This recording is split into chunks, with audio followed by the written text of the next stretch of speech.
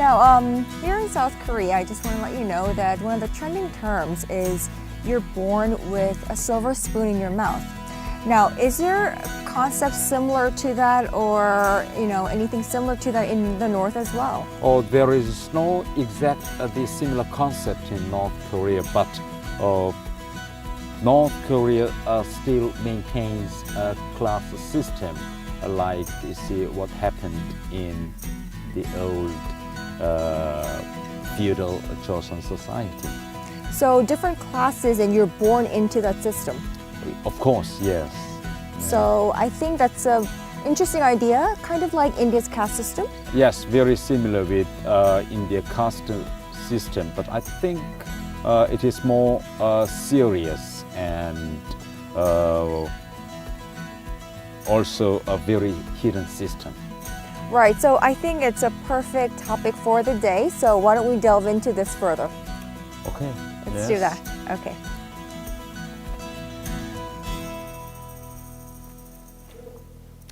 Right, so very interesting to learn that there are different classes that you're born into in North Korea, and according to that, your life would basically change forever. Basically, people think that North Korea is a communist society, and communist ideology itself opposes the private ownership of the means of production and also the class system as well. But North Korea is a society where the class system still maintains. Kim Il-sung established,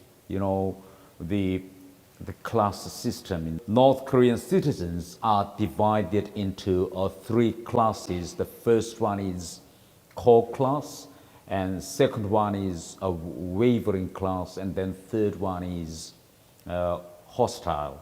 And how they are divided into three, for instance, the people and the descendants of the people who fought against Japanese colonialists and also who fought against South Korea and US forces during Korean War are in category of core class, and they dominate around 20 to 25% of North Korean population.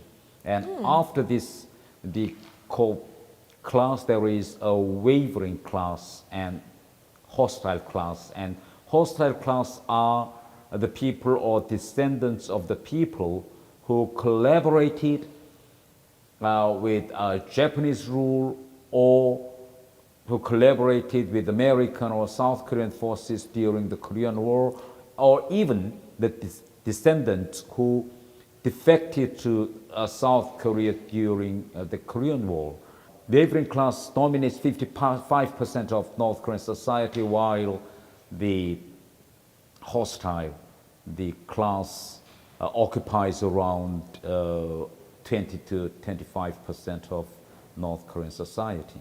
So what does it mean, wavering class? What does that mean? Wavering class is a class which can be sided with North Korean regime or can be easily sided with a South Korean, government if there is another war or if there is any contingency in North Korean system.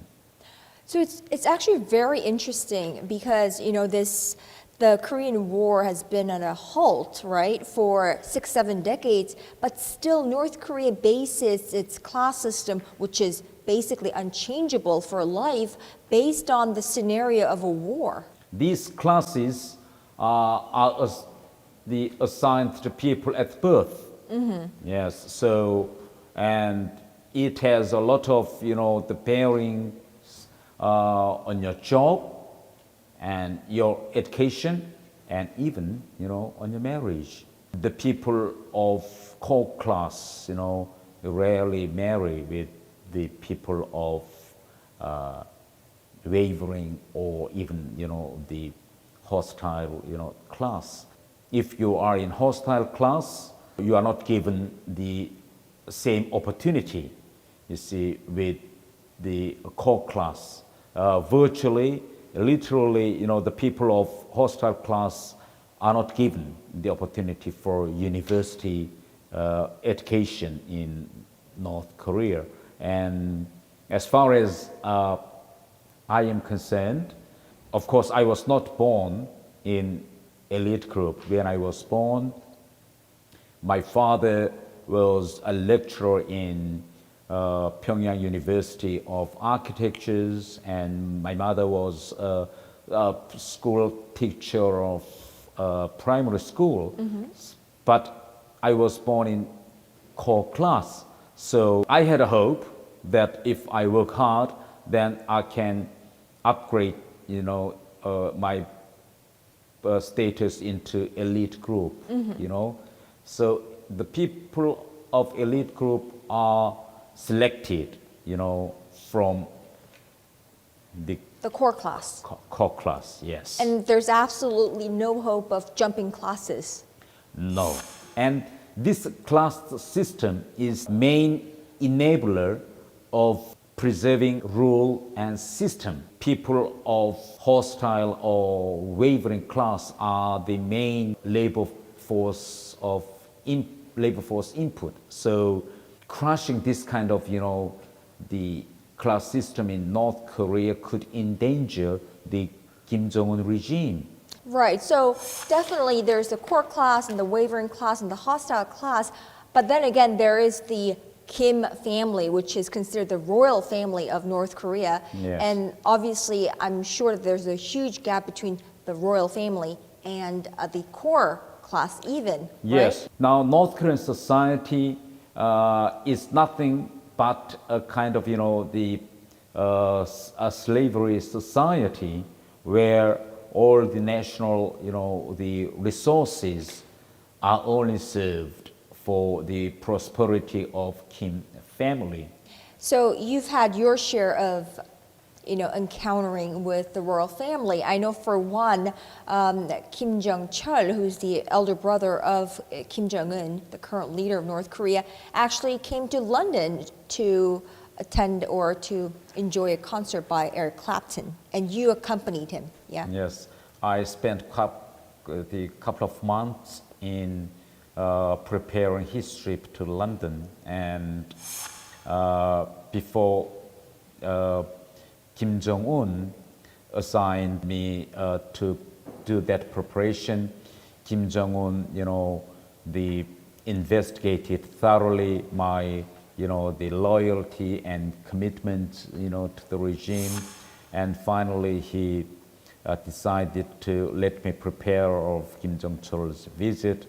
And to my impression, Kim Jong-chul at that time was not interested in anything except, the music. He was just fan of Eric Clapton, and Kim Jong-chul himself was a very good guitarist. I learned. I took him to music instruments streets in London, which is called Denmark Street, and he visited many guitar shops, and Kim Jong-chul even played guitar by himself. And even shop assistant was surprised at the level of his playing and asked him, whether he had any album or yes. So I took Kim Jong-chul to expensive restaurants, museums and sightseeing, the places, but he was not interested at all in anything except music. And in Royal Albert Hall, where he watched Eric Clapton's performance twice, from time to time he burst into tears and shouts when the play of Eric Clapton, reached the climax. And I learned that, from time to time, there was a communication between Kim Jong-chul and Kim Jong-un, and I learned that Kim Jong-un loved his brother very much. They care each other. What were they like? What was Kim Jong-chul like? Is he the same as how they are portrayed in the media, or are they different? He was a very polite man, Korean language is different from the other languages because we have several level of, the Honorifics. courtesy language. It's a language with courtesy, and the Kim Jong-chul always used the language with courtesy to me, He tried to be polite to me, so he looked quite normal to my impression. Now, speaking of the core class and the privileged in North Korea, what kind of benefits or preferential treatment do they receive over other classes? Yes, the first is the opportunity for good education.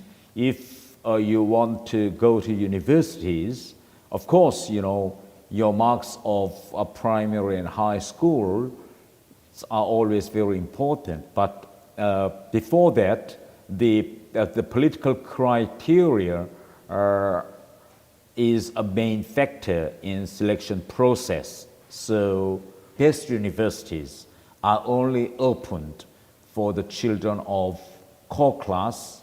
And second thing is that the place where you are living would be dependent which class you are belonging to. Most of the core class live in Pyongyang, and some of the core class who are living in the countryside or outside of Pyongyang, they still are the leading members of the certain area.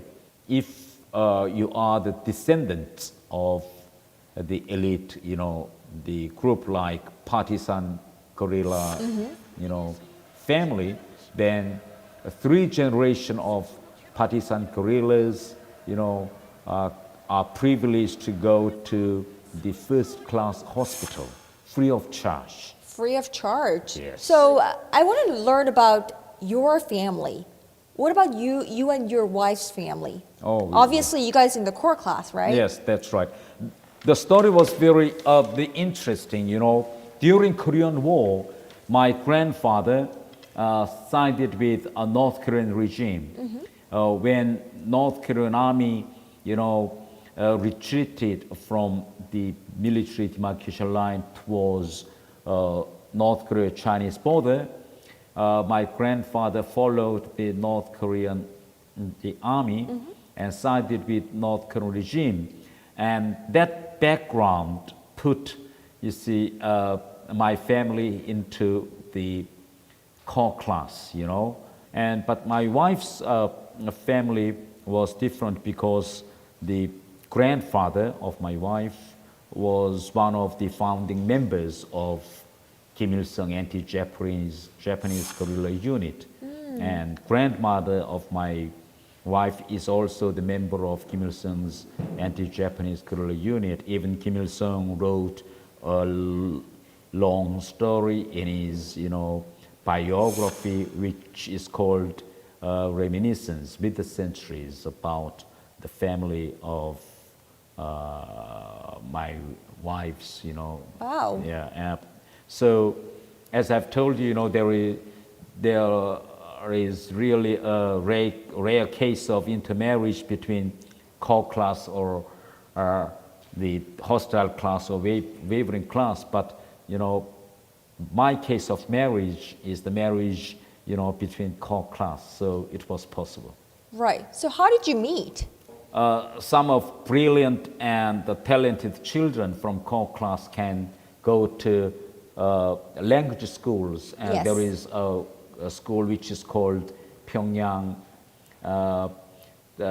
Foreign Language School, where I attend and where my wife attend as well. My wife, it was 6 years, the 6 years grade of middle school, and my wife was 4th grade, the younger in the school, so we attended the same school. And my 2 sons also attended, this Pyongyang, the School of Foreign Languages. So all the member of my family went to the same foreign language high school.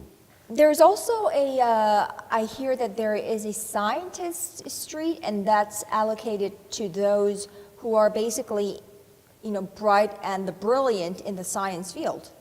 In order to consolidate his power, Kim Jong-un constructed and did a lot of showcase the buildings like the Mire scientist streets, and he gave these the houses free of charge to scientists and teachers. But on the meanwhile, the Kim Jong-un's the resource of finance is quite limited. So in order to do that kind of construction, he had to stop the infrastructure constructions outside of Pyongyang city for 5 years. So those descendants of the partisan guerrillas, or those descendants of those who sided with North Korea during the many wars, they're obviously the core class and the elite class, and they're the traditional elite class. But one of the interesting factors that North Korea experts have been pointing to is a rise of a new class, so nouveau riche, they call it, and they are the newly emerged rich class, I suppose, and I think North Koreans call them the money masters. And this kind of a phenomenon is just very recent, right? Oh, I think that's a little bit a wrong perception.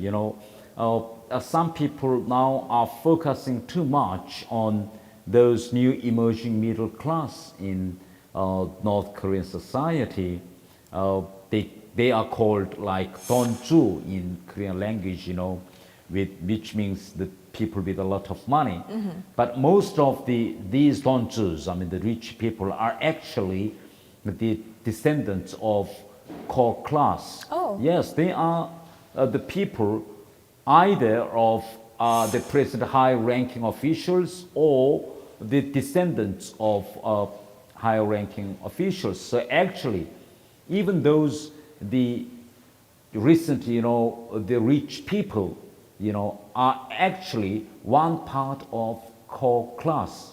So I cannot interpret donju or the recent middle class with money as a kind of new class. They are just one part of the core class. How can they make a lot of money inside a North Korean system? Because they have special privileges of import or export of the North Korean the products. Mm-hmm. And these, the rights of a privilege of trade are given by the party or the government, So that's why even those new emerging, the rich people are coming from core class. Right, so these nouveau riche, or the money masters, if you will, they've accumulated wealth through imports and exports, and that's a permission that you need to get from the party officials and whatnot. In return, is there bribery? Yes, of course. In order to keep on their position, they have to, they bribe important, the people or the people in network of, the surveillance or, the secret, the police. So that's why they have a very strong connection inside this system. North Korean leader, so Kim Jong-un, basically, from a North Korean leader's perspective, these kind of illegal trade or whatnot is not to be condoned in North Korea.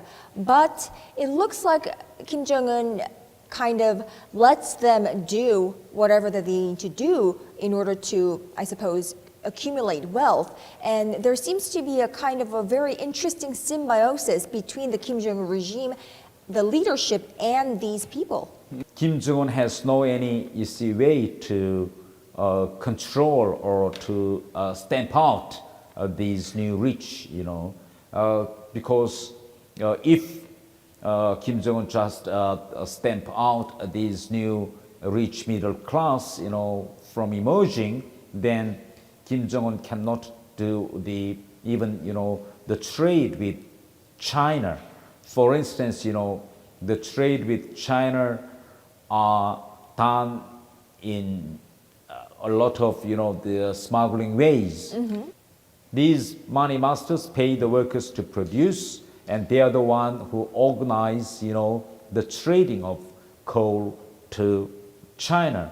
And they also, submit some of their profits to Kim Jong-un regime so that Kim Jong-un regime can pour these monies to the nuclear development and the other showcase, construction. So there is a kind of, the dependency between Kim Jong-un and these money master class.